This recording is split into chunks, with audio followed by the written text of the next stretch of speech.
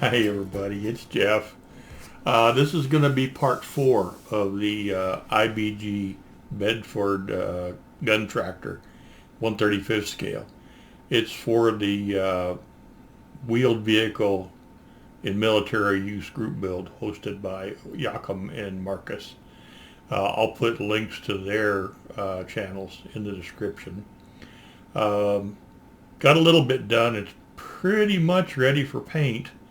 If the weather will cooperate, I might be able to get some.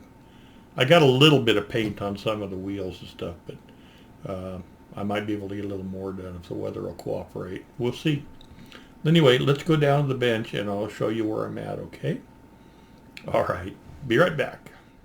Okay, I've got a bunch of the boxes all primed up. I noticed a few little seams that I need to work on.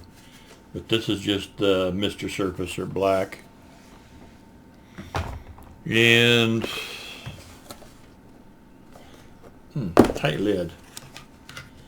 I've got the wheels masked off. I think I've shown you guys these several times.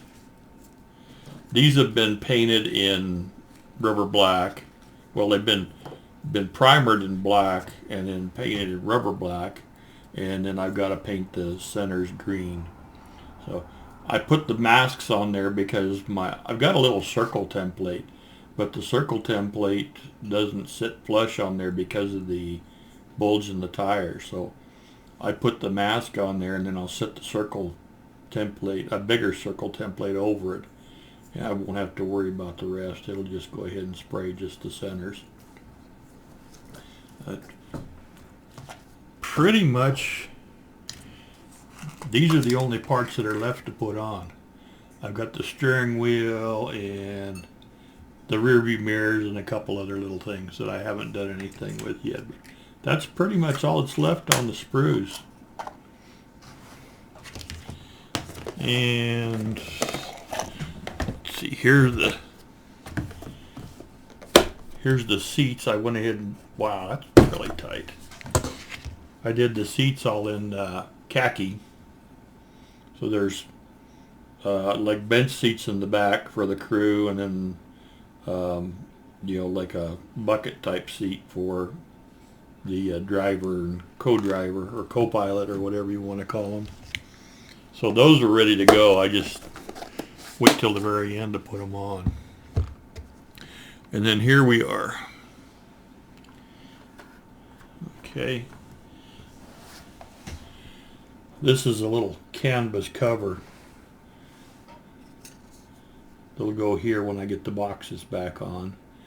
I'll probably paint that in khaki also, and then there's some camouflage that needs to be painted on there. This has a camouflage. It's a darker green base, or it's actually it's either a dark green or a black base. I've got to look, and then like olive drab top.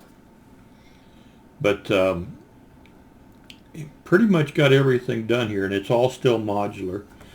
This cab I took apart a couple of times and reworked it to get it to fit right. I can see we're not quite sitting on there square. It's just a matter of getting everything set straight. But anyway, this is pretty much all done. The roof will come off, and actually I've got it to where the floor will come out, so I can get all this stuff painted up, and then there'll be 2 seats set it here, and then I can spray the inside from the bottom. And I've got a steering wheel to put in and a dash I need to paint up before I put in. So that's pretty much all good for paint. Okay, and then the rest of this, I think you've pretty much all seen it. I've got those boxes that'll go back here. This is all modular. I don't have the spare tire in there now because it's got masking tape on it. Okay, and here's the crew compartment back there, and there's some rifles and stuff to put back there. I've got those primed but not painted yet. And I've got all the mud flaps and little baskets and boxes and stuff on the bottom are all good. And there's the frame. So this is all good to paint. I need to mask off where I'm going to put the wheels, and then this can be primed. But that's where I'm at. It shouldn't take an awful lot more to get it in paint. Just a few little details and check a few seams and that kind of stuff. So it's a shame that little engine, you're not going to see any of it when it's all done. But that's the way it goes. This cab is kind of interesting. I had to spend a lot of time kind of reworking the build sequence because I wasn't real happy with the way it was coming together. It sits over a little pin on the back here.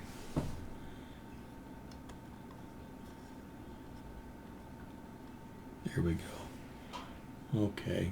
So I was having a little bit of a hard time with the fenders. There was a gap where the fenders were.